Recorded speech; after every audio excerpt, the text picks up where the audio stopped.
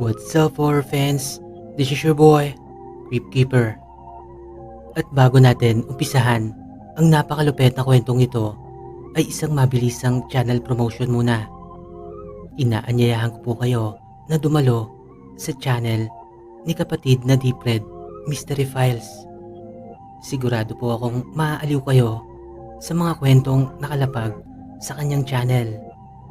Huwag niyo pong kakalimutan na mag-subscribe at i-hit ang notification bell upang lagi kayong updated sa bawat kwentong ilalapag ni Deep Red Mystery Files. Anyway, simulan na natin ang aswangan.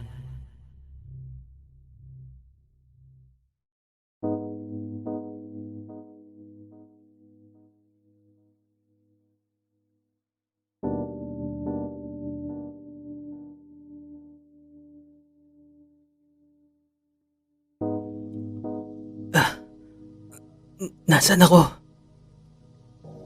Nagising na lang ako sa isang maliwanag na kwarto. Nang bahagya akong kumilos, ay nakaramdam ako ng pananakit ng ulo. Pakiramdam ko parang binibiyak yon. Gumuguhit talaga, kaya pinilit ko muna na huwag kumilos. Lumipas ang ilang sandali at bahagya na itong humupa. Ngunit nang magbalik sa aking alaala ang mga nangyari nung nakaraan, unti-unti na namang umatake ang sakit. Sa pagkakataon na yon ay malala na. Hindi ko na napigilan ang sumigaw. Dala na rin ng iba yung sakit na aking nadarama. Nalalabo na ang aking paningin at may nadarama akong kakaiba. Kakaibang pakiramdam na sa buong buhay ko ay ngayon ko palang naranasan. Ang hirap ipaliwanag basta yun na yun. At dahil sa lakas na sigaw ko, ay narinig na ako ng mga tao sa labas. Agad na bumukas ang pintuan. Iniluwa nun ang isang matandang lalaki. Sino kaya tong matandang to? Ngayon ko palang siya nakita. Nagtataka ako kasi ang ina-expect ko isang doktor o kahit nurse man lamang. Pero ito, isang matanda na parang magbubukid pa ang pumasok sa kwartong kinaroroonan ko. Hindi naman sa minamalit ko magbubukid, pero bakit kasi siya yung rumisponde? May dala itong kung ano-anong gamit. Langis, dahon, panyo, maliit na supot at kung ano-ano pa. Nagulat pa nga ako nang may itinapal itong isang dahon sa noo ko. Pinahiran din ako nito ng langis sa iba't ibang parte ng katawan. Sinubukan kong pigilan ang matanda, pero agad kong narinig ang tinig ni Don Lupo. Huwag ka mag-alala, Gilier. Ligtas ka na. Naririto ka sa loob ng mansyon. Don Lupo, sila Bogart. Pasensya ka na, Gilier. Hindi ko talaga sinabi sa'yo kung anong klaseng tao si Bogart. Nais kong makita kung hanggang saan ang tapang at kakayahan mo bilang isang birador. Yung mga itinumba ko, anong klaseng nilalang sila? Mga aswang sila, Gilier. Mga masasamang aswang. Pero tauhan mo si Bogart. Bakit kailangan mo siyang ipaligpit? Sa totoo lang, ay wala kang karapatang magtanong. Hindi rin ako obligadong sagutin ka. Pero Don Lupo, hindi ba't karapatan ko din ang malaman ng lahat ng impormasyon tungkol sa pinapatrabaho niyo sa akin? Nang sa ganun maging handa naman ako. Sa pagkakatanda ko, ay hindi naman ako nagkulang ng pagbibigay sa'yo ng babala. Ilang beses kong binanggit sa'yo na hindi tipikal ang ipatatrabaho ko sa'yo. Tulad ng sinabi ko sa'yo kanina, nais kong makita ang tunay mong kakayahan. At dahil sa ipinamalas mong husay at galing, nakapasa ka sa pagsubok ko. Ngayon, papipiliin kita. Nais mo pa bang ipagpatuloy ang pagtatrabaho sa akin o aatras ka na at babalik sa pinanggalingan mo? Saglit akong natikilan. Ano nga bang isasagot ko dito sa matandang to? Sa totoo lang, kahit na ilang beses na akong muntikang mamatay, hindi ko pa rin maiwasang kabahan at magimbal. Ikaw ba naman, mapalaban sa mga aswang? Ibang usapan yon kumpara sa mga taong madaling itumba gamit ang isang barel at bala. Pero naalala ko kung bakit matindi ang layunin kong makalaya. Yun ay ang maipagigante ang sinapit ng buhay ko. Tama, kung ito lang ang tanging paraan para maisakatuparan ko yon, susugal na ako. Tutal, sanay na ako doon. Wala nang silbi ang buhay ko kung hindi ko magagawa ang mga bagay na yon. Huwag kang mag-alala, Gilier. Simula ngayon, lahat ng impormasyon ay malalaman mo na. At isa sa ilalim kita mula sa isang matinding pagsasanay upang mapalawig pa ang iyong kakayahan laban sa mga aswang. Sige, pumapayag na akong manatili sa kasunduan natin. Pero Don Lupo, bakit ba kasi ako? Sa dami mong tauhan dito, bakit ako yung napili mo? Bakit ako ang kailangan gumawa nito? Mauunawaan mo din ang lahat. Ang importante ngayon ay maisagawa mo ang napagkasunduan natin. Marami pa sana akong gustong itanong kay Don Lupo. Napakarami kasing bumabagabag sa aking isipan, pero hindi ko na ginawa yon. Basta, malinaw ang kasunduan namin. 10 misyon. Pagkatapos nito, ay malaya na ako. Wala akong pake kahit ilang aswang pa ang itumba ko. Ang importante ay mabigyan ko ng hustisya ang nangyari sa aking pamilya. Kinagabihan ay muli na namang umatake ang sakit ng ulo ko. Unti-unti yon, pasakit ng pasakit. Maya-maya pa ay nangibabaw ang hapde na nanonood sa aking braso. Nang lingunin ko ang sugat na yon na sanhi ng kagat ni Bogart, ay nagimbal ako. Gumagalaw-galaw kasi yon na animoy may sariling buhay. Sa totoo lang, kinakabahan talaga ako. Agad na namang pumasok sa kwarto ang matandang gumagamot sa akin. Ewan ko, pero feeling ko albularyo ang matandang yon. Natawa pa ako ng bahagya nang maisip ko na oo nga't parang nasa ospital ako. Pero ang manggagamot ay hindi doktor. Shit! Grabehan na to. Hindi ko na yata kakayanin. Feeling ko, merong alien sa loob ng sugat ko na gustong kumawala. Putya, ano bang nangyayari sa akin? Teka, hindi kaya may rabies yun si Bogart? O ang mas malala, Manong, anong nangyayari sa akin? Magiging aswang din ba ako? Mamamatay na ba ako? Huwag ka mag-alala, iho. Ako ang bahala sa'yo. Hindi ka maaaring maging aswang. Kaya nga't ako ang ipinatawag ni Don Lupo. Sa totoo lang, medyo nawiwirduhan ako sa matandang to. Pero kung siya na lang ang tanging paraan para hindi ako maging aswang, okay na din. Yung mga pinapahid-pahid niya, wala sanang problema. Kaso, ang pinakaayoko, yung mga iba't ibang likido na pinapainom niya. Iba't ibang kulay, iba't ibang lasa. Buisit, hindi ko talaga matiis yung lasa ng iba. Oo, isa akong preso, sanay sa masikip at mabahong piitan. Pero putya naman, nakakadiri talaga tong pinapainom ni Tanda. Feeling ko nga may plema niya yung iba dito eh. Halos 5 araw kong tiniis ang lahat ng yon. Hapde, sakit, at yung nakakadiring pinapainom ni Tandang Impen. Grabe talaga. Hindi na ako magpapakagat sa aswang. Mas natatakot na akong maulit ang gamutan na to kesa mapalaban uli sa mga limaw na yon. Nakahinga ako ng maluwag nang sumapit na ang 5 araw. Tapos na raw kasi ang inuman session, sabi ni Tanda.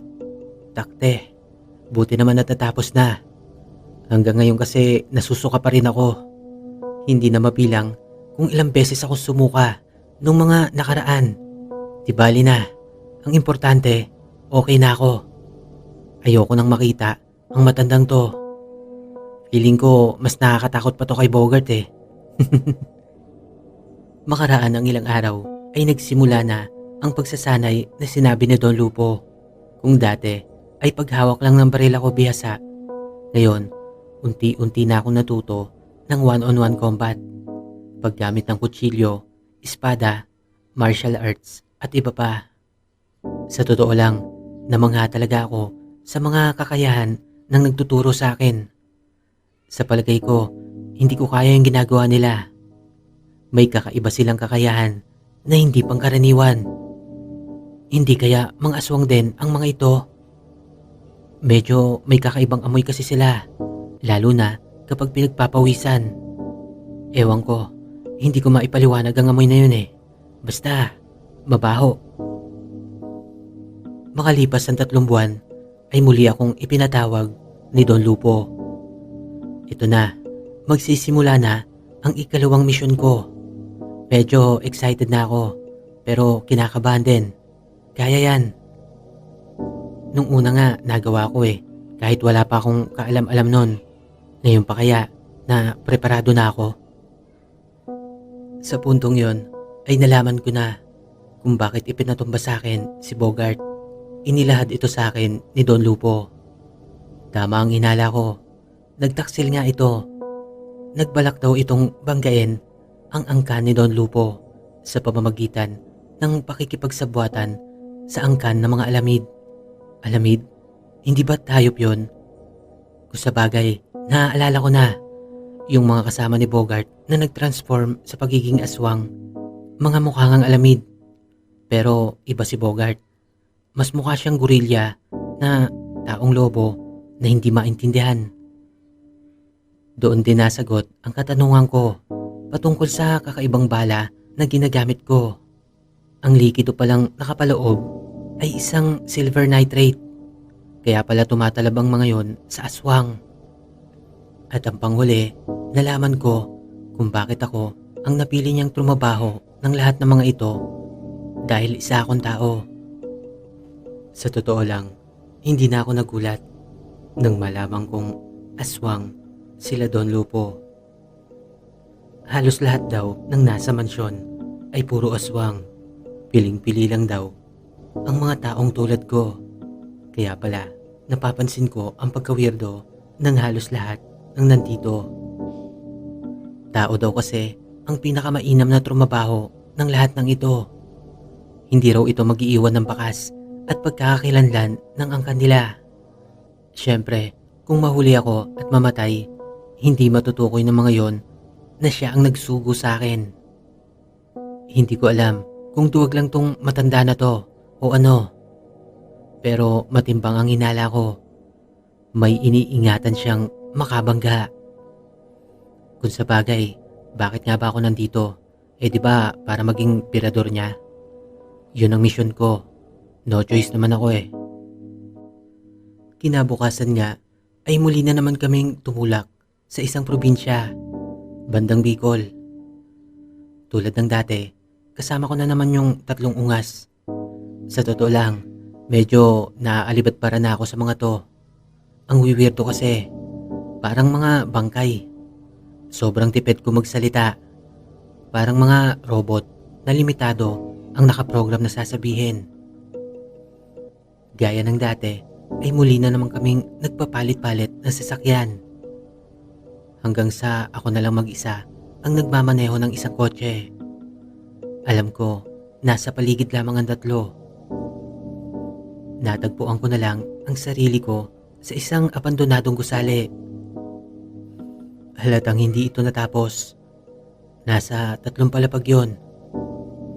Nagtataka lang ako kasi bakit nakatayo yon sa isang masukal at liblib na lugar. Pagbungat ko pa lang sa entrada ng gusali ay halos maduwal na ako sa napakabahong amoy. Mas pasahol pa yon sa patay na daga. Promise. Sa totoo lang, parang ayoko nang pasukin pa yon. Mas ikamamatay ko pa yata ang suffocation kesa sa kagat ng aswang. Ano pa nga ba? Nandun na ako. Wala nang atrasan to. Mabuti na lamang at katanghali ang tapat ng mga oras na yon. Kahit papano ay madali kong makikita ang mga makakalaban ko. Napakasan ko ang isang natuyong dugo sa sahig. Tila may katawan na kinalagkad doon. Hindi nga nagtagal ay narating ko na ang ikalawang palapag. Nakakabingi ang paligid. Mga huni ng insekto at ibon lamang ang bumabasag sa katahimikan doon. Sa kabila nun ay naging alerto pa rin ako habang nagmamasid sa paligid.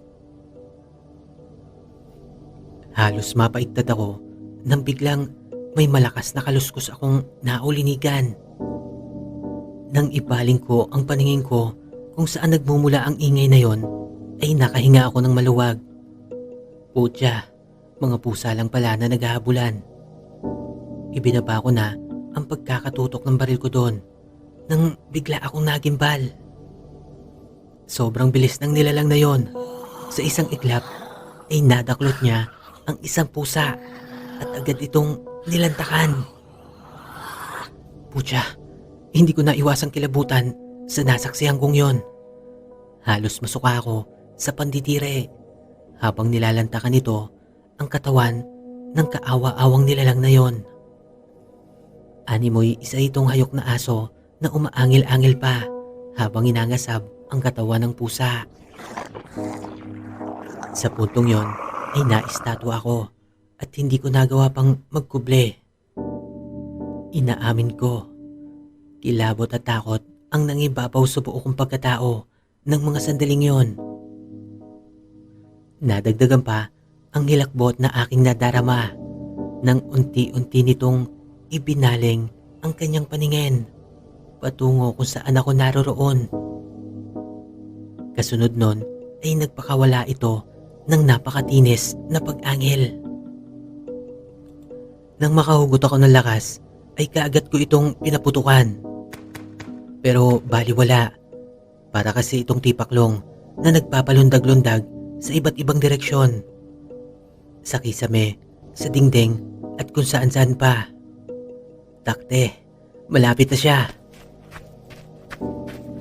Mabilis akong kumaripas pa ibaba ng hagdan. Pero bago pa ako makaapak sa huling baitang ay naramdaman ko ang pagtamba ng aswang na yon mula sa aking likuran. Nagpagulong-gulong kami sa labas ng gusali. Buisit, ang malas naman. Napaibabawan niya pa ako. Kitang-kita ko ang nalilisik na mga mata ng nilalang na yon habang walang habas ang pagtulo ng laway nito na may kasamang dugo. Ang masaklap pa nito, sa akin lahat ang diretsyo nun. Putya, hindi ko maibuka ang bibig ko para huminga. Natuluan na kasi yon ng laway niya. Tragis talaga. Hindi ko alam kung ano ang unahin ko. Kung uunahin ko bang punasan yon o ipagpapatuloy ko ang pagtulak sa baba nito. Sinusubukan niya kasi akong kagatin. Dama ko ang ipayong lakas ng isang ito, pero walang sinabi yon kumpara sa lakas ni Bogart. Wala na akong nagawa nang sunod-sunod akong sapakin nito gamit ang kanyang kanang kamay. Habang ang kaliwang kamay naman niya ay nananatili sa pagkakasakal sa leeg ko. Tulad ng ginawa ko dati ay muli kong hinugot ang combat knife na nakakabit sa sapatos ko. Mabilis kong itinarak yon sa leeg ng bastos na aswang na to. Agad na nabuwal ang halimaw sa aking tagiliran. Hawak-hawak pa nga nito ang leeg niya na nag-uumpisa ng dumaloy ang napakasaganang dugo, sanhi ng pagtara ko ng kutsilyo na yon. Mabuti naman at hindi kasing kunat yon nung una ko nasaksak kasi unti-unti na itong nangingisay hanggang sa tuluyan na itong binawian ng buhay. Sa puntong yon ay naalala ko ang nakakadiring laway nito kaya't nagmamadali akong pinunasan ang mukha ko na halos mapuno na ng malapot na likido. Shit, ang baho talaga nun. Sa di kalayuan ay nadampot ko ang baril na aking nabitawan. Gayon din ang kutsilyong nakatarak sa leeg ng bastos na aswang na yon. Naalala ko kasi ang sabi sa akin ng nagsanay sa akin na si Hakim. Ingatan ko daw ang balaraw na yon. Hindi daw kasi ito basta isang kutsilyo lang. Ginawa daw yon upang ipampas lang sa mga aswang. Sa bagay, kung titignan mo siya ay kakaiba talaga. Kulay itim kasi ang talim nun na para bang pinasadya. Nakakailang hakbang pa lang ako tungo sa pintuan nang bigla akong tumalsik palapas ng gusali. Napakabilis ng pangyayari. Damang-dama ko ang puwersang tumama sa dibdib ko. Palagay ko, may sumipa sa akin na halos hindi ko nakita. Grabe, hirap na hirap akong huminga. Pero pinilit ko pa rin makabangon. Sino ka? Anong pakay mo dito? Ang lakas din naman ng loob mong pumasok sa aming teritoryo. Niwala nga akong kakaibang nararamdaman sa'yo. Isa ka lamang pagkain para sa akin. Ang lakas nun ah. Pagkain ba?